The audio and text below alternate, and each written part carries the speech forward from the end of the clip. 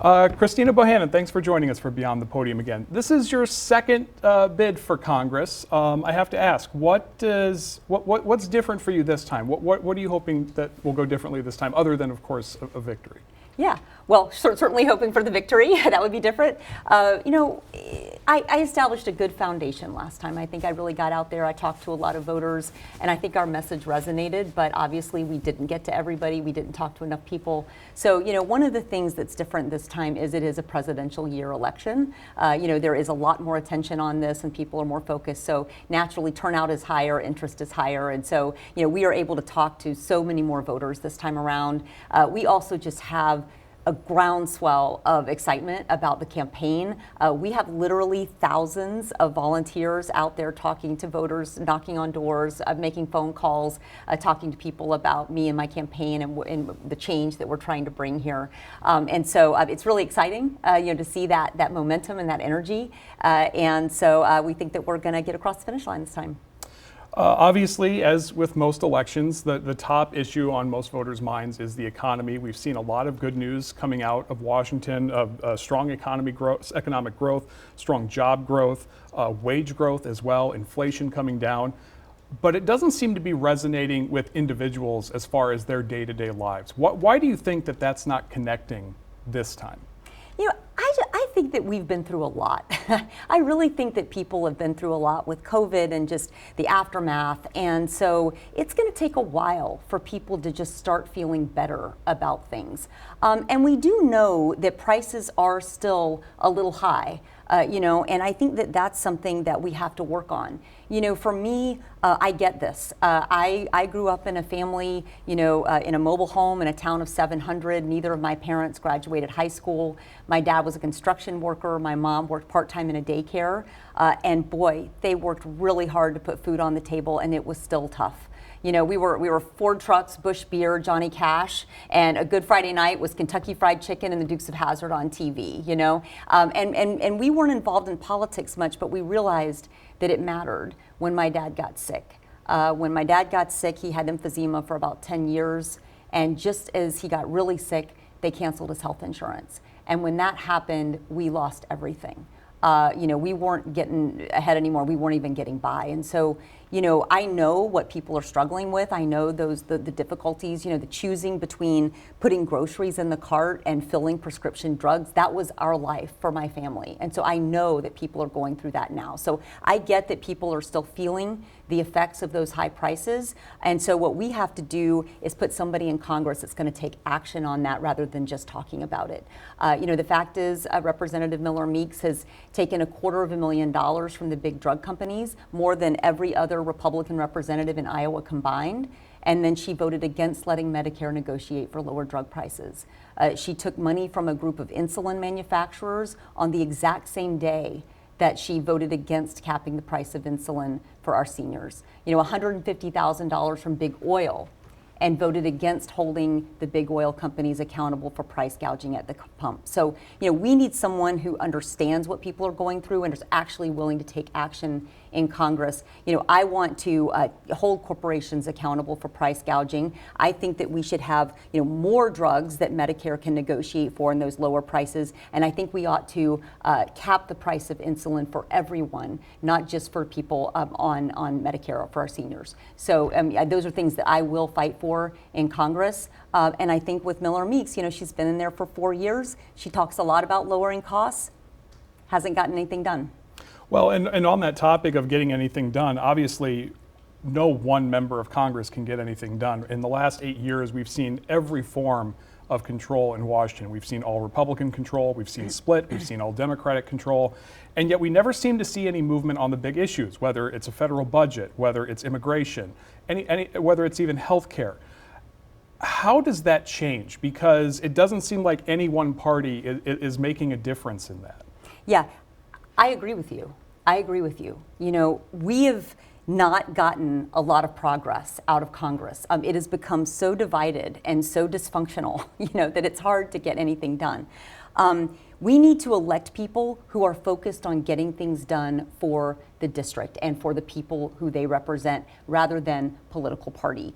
And the truth is, I have stood up to my party many times when I thought that they weren't doing the right things for Iowans. You know, I have been very critical of President Biden on immigration. I think he acted too slowly to secure the border. We have to secure the border. But the fact is that's true of both parties. Both parties in Congress have been talking about securing the border for, gosh, how long? Decades probably. And they've never done anything about it. They had a golden opportunity not long ago with this strict border security bill that was negotiated by conservative senators in the Senate. Everybody knew that this would have the votes to pass. It was the border security bill that Border Patrol agents said they wanted and needed to secure the border. Our own Republican Senator Joni Ernst said it was the best opportunity we would have in our lifetimes to secure the border, and yet the House wouldn't even bring it to a vote because they knew they had the votes to pass it, and they didn't want to pass it. They wanted to keep playing politics with it. And Representative Miller-Meeks stood by and did nothing about that, didn't say one word to the House leadership about, hey, get us our border bill. She didn't do it. The Farm Bill is the same thing, you know? A year has gone by. They've been talking about the Farm Bill, kicking that can down the road. We need our Farm Bill. It is job one for any Iowa representative. Get our Farm Bill done. Our farmers need it. You know, it can affect the price of food. It creates a lot of uncertainty for our farmers. And instead of doing that, they have just caved to the extreme members of their party and have gotten nothing done on this. Now we're at another election, still no Farm Bill. So, you know, we need people who are standing up to their party. I have shown that I have done that over and over again. I am opposed to, Biden's plan on student debt. I was opposed to it last cycle. I am still opposed to it. I wish he'd drop it. And so, you know, I have said over and over that I am willing to stand up to my party to get the right things done for Iowa. But Representative Miller-Meeks has done nothing, said nothing to make progress in Washington. You mentioned your opposition to the student debt relief effort. We're facing a situation now where it is becoming harder than ever, at least in the modern era, for younger generations to buy a home. I don't think anybody was alive the last time we saw interest rates at 15% back in probably the 70s. So 7% to buy a home nowadays is pretty high, especially when people's margins are so slim when it comes to their personal income. How do we alleviate this? Because obviously we have generations, myself included, who come out into adulthood in extreme debt just to start out with. Absolutely. Look, I want to make education more affordable. Let me be very clear. You know, growing up, as I just told you, I mean, growing up in a mobile home, and then my dad lost his health insurance. We lost everything. It was really tough. And it was public education that changed my life. I mean, I literally owe every opportunity I have had to, public education and public school teachers. And that's true, kindergarten through 12th grade and on into college. So, I get that. But what we have to do is invest in things that help everybody. I don't think it's fair that hardworking people who happen to choose not to go to four-year college, are going to have their tax dollars paying to relieve the debt of people who chose to go to college. That's just not a fair sort of transfer. I don't think that's right. But we do need to invest in education to make it more affordable for everybody. And that includes, if people want to go to four-year college, I would like to see that more affordable. That price has gone up 6 times for tuition. At the University of Iowa, it's 6 times now what it was when I went to college.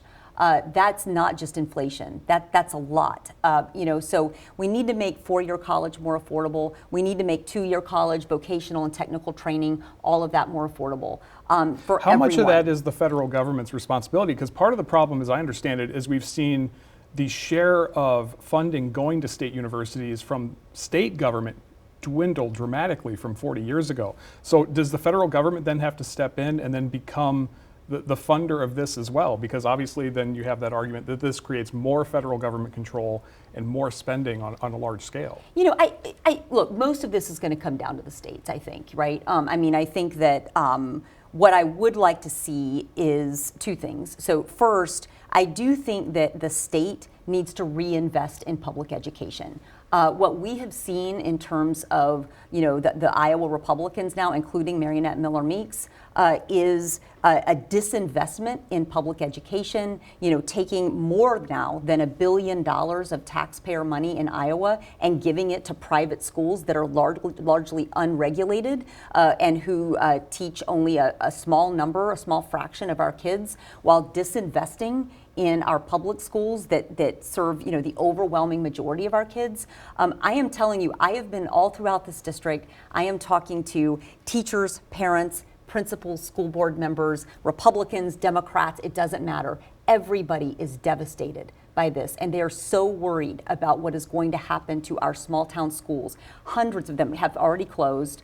We're going to 4-day-a-week school in some places because they can't hire teachers. They don't have the budget for 5-day-a-week school that we've always had. This is just sad, And Representative Miller-Meeks, she supports the state bill, but she took it to Congress and she actually pushed a national private school voucher plan that is 10 times bigger than what's happening in Iowa now, and voted to cut 145,000 teacher and educator jobs, and voted to cut science and math funding, education. So, this is the exact wrong direction. We need to reinvest in public education. And that's kind of the point I'm making about, the student debt, right? Is that, we shouldn't take money from taxpayers and transfer it over to people who are going, who are maybe doing, 4-year college or something that others have chosen not to do. But by the same token, we should not be taking taxpayer dollars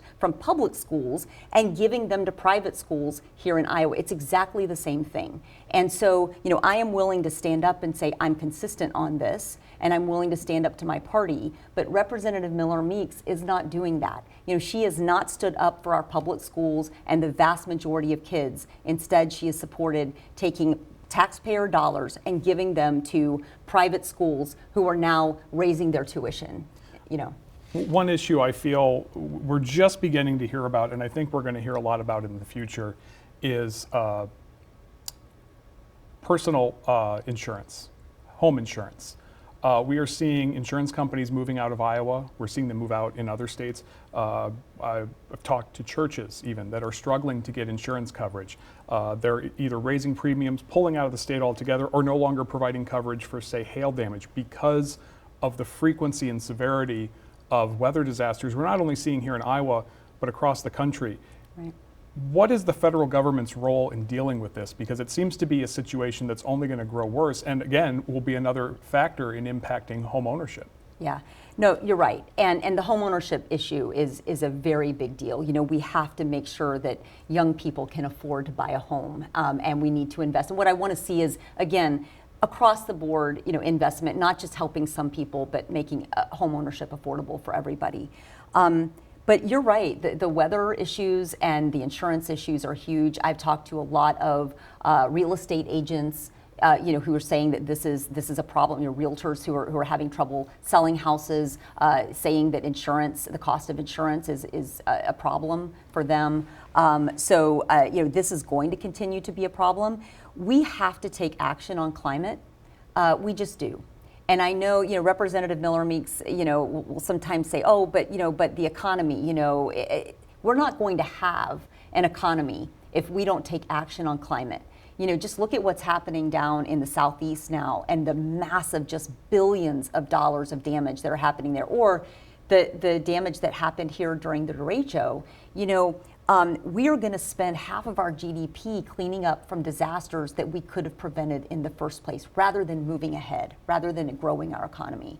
So, it's important that we take that action. I think that Iowa can be a leader in that because we already do get a lot of our electricity from renewable energy. We're one of the highest in the country in terms of that. So we can grow our renewable energy economy, and that can be a real boon for Iowa. And we can also help our farmers to be part of the solution. Our farmers are great. They're smart. They're resourceful. They can invest in cover crops and other kinds of resilience farming. I've been out talking to people all throughout the district who are doing really cool things and experimenting about things that work right here in Iowa. I talked to a 22-year-old guy, 22 years old.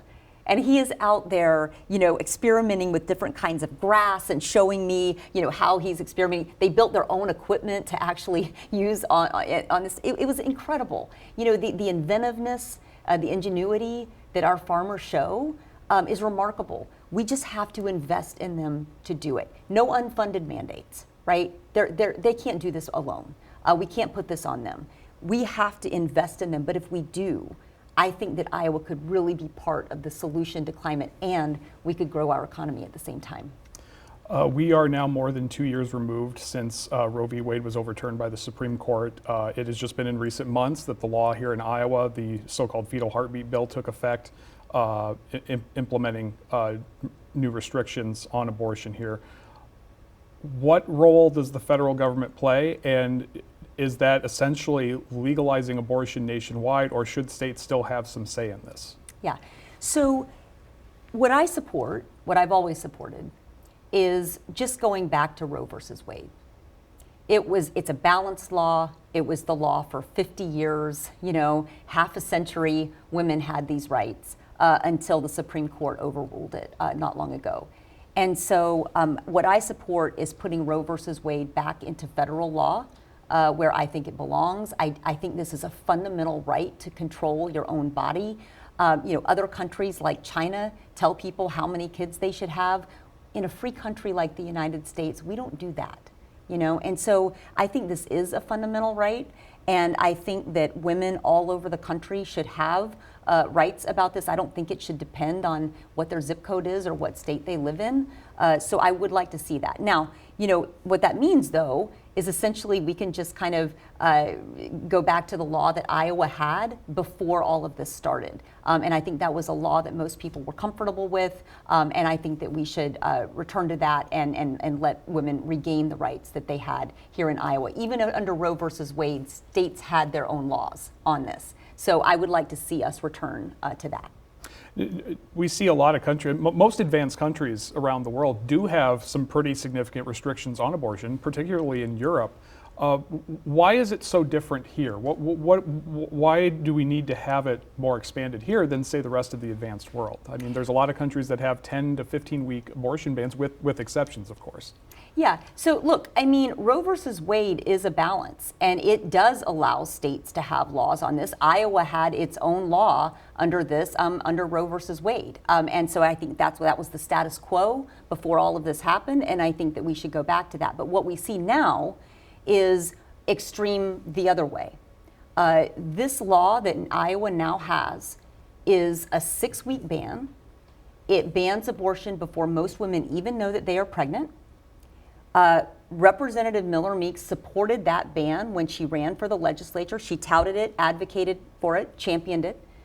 And then when she got into the legislature, she actually voted for a constitutional amendment to the Iowa Constitution to remove the state constitutional right to abortion altogether. But she didn't stop there. It went to Congress. And in Congress, she signed on to co-sponsor a life at conception bill that would ban all abortions with no exceptions at all, not for rape, incest, or to save a woman's life. And don't just take my word for it, because just about every TV station and newspaper in this area have done fact checks and said that it's true. She signed on to a life at conception bill, and under that bill, it would ban all abortions with no exceptions. So that is a very extreme position, and it is out of step with the overwhelming majority, some 2/3 of Iowans who think that there should be some rights on this. And so, what I'm saying is, let's just return to the time before, just a couple of years ago, before all of this started, and put Roe versus Wade back into federal law where it was for half a century, and hopefully then we can return Iowa to the law that we had before this started. We've seen pretty strong Republican victories here in Iowa, both at the state and federal level over the last 8 years or so. And in large part, that seems to have actually grown. And I wonder, what is the Democratic Party doing wrong here in Iowa? Because not on top of all of that, we've also seen the Iowa caucuses be effectively gutted on the Democratic side. There doesn't seem to be a lot of frankly, love for Iowa with the national party. Why is that, and why should that change? Because I would presume the national party would say that this isn't really a battleground state anymore that's reflective of the rest of the country. Well, this congressional district is absolutely a toss-up race. There can be no question about that. It was a 6-vote race in the last presidential election. 6 votes is what it came down to out of 400,000 votes cast. So now we're to another presidential election. Turnout tends to be higher there. So we know, again, now this is declared a toss-up nationally. And so, I think that this race is very close, and I think that what it really comes down to is getting out and talking to people and really, making your case for why, this is better for Iowa. And what I can tell you is that when I talk to people, the things that I'm talking about are really resonating. Getting back to a politics that is not this extreme, divisive kind of politics, but just focusing on what's happening right here in the state and what people are seeing happen in our communities. And here's what we know. Regardless of political party, across the board, overwhelmingly, people support public education. They do not like this voucher bill that's diverting taxpayer dollars over to private schools. They want to invest in our public schools and our kids. People want lower healthcare costs. They support letting Medicare negotiate for lower drug prices. They support capping the price of insulin at $35. We know that. That's absolutely clear. They want to hold corporations accountable for price gouging. They go to the grocery store every single day and they see how high these prices are and they're struggling. They believe that corporate greed is a problem and that we need to rein that in. And they support reproductive freedom. People, 2/3 of Iowans support, roughly, that women should have some right over their own body to choose this. And so, over and over again, when you look at all of the major issues, people are on our side of this, regardless of political party. And so that's what I'm out there talking about. It's resonating. We have a lot of no-party voters in Iowa. We have a lot of people who care about the person and what they're going to do for Iowa rather than just the label or what's a D or an R after their name. And so that's what I'm excited about, is getting out there and really talking to people and hearing what they're feeling and what they're dealing with and saying, I'm here for you. Last question. I think it goes without saying, if you do win this contest, that the House will likely be controlled by Democrats. There is still a strong chance, however, Republicans could take back the Senate. If there is a split government and we have a President Kamala Harris, what do you think her administration could seriously get through a split Congress in the first 100 days? Well, look, the political divisiveness is always a problem. And so, we have to elect people who are going to be more independent-minded, who are willing to work with both parties to get things done rather than just talking about it or trying to campaign on it or using it as a wedge issue. We got to get past all that. Iowa depends on it, the country depends on it. I have shown that I will work with anyone. I worked well with Republicans in the Iowa legislature. I have stood up to my own party and disagreed when that was important for Iowa. So, we just have to elect people who are willing to do that. And the other thing is, there are some really important things that we need to focus on here in Iowa. We've got to bring those costs down. I would like to see a national comprehensive investment in our public education system, especially with a special attention to rural and small town schools. I think that we've seen some investment in inner city schools at different times. I think we need some special attention on rural and small town schools in places like Iowa. So we need to bring those costs down. We need a middle class tax cut. I'm strongly supportive of expanding the child tax credit for middle class families. So there's a lot that we can do together, and I think that if we have people who are willing to work, with both sides, willing to stand up to their own party when needed, and not be so beholden to party politics, I do think that we can make some progress. Christina Bohannan, thanks for joining us for Beyond the Podium. Great, thank you so much.